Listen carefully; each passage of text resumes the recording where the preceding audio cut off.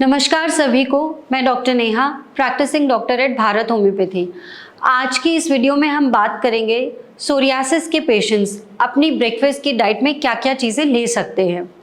कई बार हमने ये देखा है कि सोरियासिस का पेशेंट बहुत कंफ्यूज्ड होता है क्योंकि किसी डॉक्टर ने कुछ मना किया है, किसी डॉक्टर ने कुछ मना किया है, तो वो बड़ा ही कंफ्यूज्ड होता है कि मुझे समझ ही नहीं आ रहा कि ब्रेकफास्ट में मेरे पास क्या क्या ऑप्शंस हैं या मैं किन किन चीज़ों को इंक्लूड कर सकता हूँ। तो इसी के बारे में आज डिस्कस करेंगे और थोड़े ऑप्शंस मैं आपको बताऊंगी ताकि आपका वेराइटी ऑफ फूड थोड़ा बढ़ जाए और आप अपने खाने से बोर ना हो। तो सबसे पहले हम बात करते हैं ग्रेन्स के बारे में कि आप एक्चुअली किन ग्रेन्स को सिलेक्ट करके अपनी डिशेस बना सकते हो। मैं पेशेंट्स को ये बताती हूँ कि सोरियासिस के केस में भारत होम्योपैथी में हम ये बताते हैं कि सोरियासिस के केस में सबसे अच्छे ग्रेन्स ओट्स और मिलेट्स होते हैं। तो ओट्स से आप चीला भी बना सकते हैं, ओट्स से आप वेजिटेबल ओट्स जो होते हैं खिचड़ी के फॉर्म में वो भी बना सकते हो। मिलेट्स मार्केट में 6-7 तरीके के अवेलेबल होते हैं, आप कोई भी मिलेट यूज़ कर सकते हो। मिलेट्स ऐसे केसेस में, ऐसे शरीर में जिनके अंदर कोई भी इन्फ्लेमेटरी कंडीशन चल रही है, तो मिलेट्स वहाँ पे काफ़ी फ़ायदेमंद होते हैं। तो मिलेट्स से तो बहुत सारी रेसिपीज़ बन जाती है। मिलेट्स से रोटी भी बन जाती है, मिलेट्स से चीला भी बन जाता है, खिचड़ी भी बन जाती है, खीर भी बन जाती है। तो मिलेट्स आप किसी भी तरीके का मार्केट से लेकर आप उसको यूज़ कर सकते हैं। उसके बाद तीसरा ऑप्शन है सूजी। सूजी से काफ़ी सारे ऑप्शंस बनते हैं। सूजी से इडली बनती है, उपमा बनता है, सूजी से डोसा भी बनता है। तो ये तीनों चीज़ें आप बना के खा सकते हैं।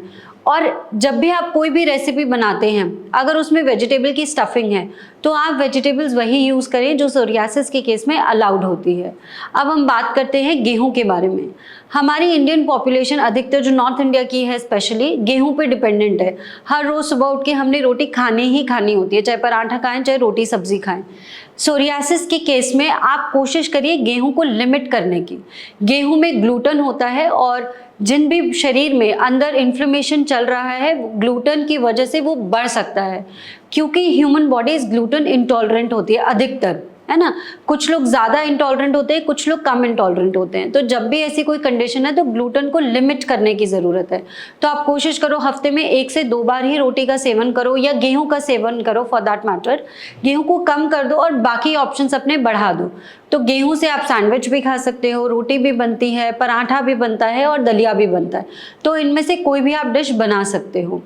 अब अगर आप कुछ भी यूज़ कर रहे हो तो ये ज़रूरी है जानना कि किस तरीके का ऑयल यूज़ करना है। ऐसे केसेस में आप देसी घी यूज़ कर सकते हो और ऑलिव ऑयल यूज़ कर सकते हो। जब भी आप देसी घी का इस्तेमाल करें तो आपको कोशिश करना है कि उसको जलाना यानी कि बॉइलिंग टेम्परेचर तक नहीं लेके जाना है। तो देसी घी वहाँ अच्छा होता है जहाँ पे आपने तवे पे से चीज़ें उतार के आप उसके ऊपर स्प्रिंकल यानी कि थोड़ा सा लगाना चाहते हो, ऐसे जगहों पे देसी घी यूज़ कर सकते हो। और किसी चीज़ को अगर आपने गर्म करना है, चीला बनाना है या छौंका लगाना है तो आप ऑलिव ऑयल यूज़ कर सकते हो। अब बात करते हैं स्पाइसेस के बारे में। सोरियासिस के केस में आपको स्पाइसेस यानी कि मिर्च मसाले कम से कम इस्तेमाल करने हैं।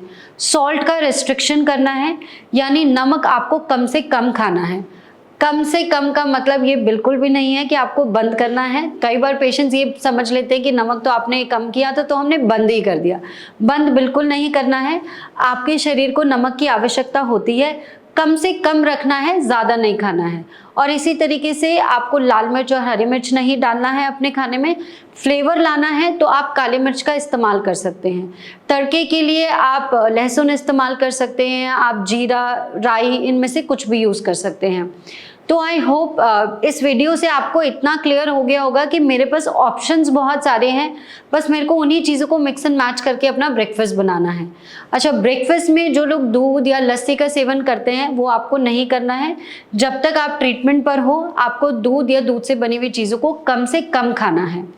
आई होप इस वीडियो से आपको काफ़ी क्लियर हो गया होगा कि ब्रेकफास्ट में आप क्या क्या चीज़ें ले सकते हैं। इसके बाद भी आप किसी डिश के बारे में आपके मन में क्वेरी है, आप जानना चाहते हैं, तो आप भारत होम्योपैथी की टीम से कॉन्टैक्ट करिए and we will be there to help you. Thank you.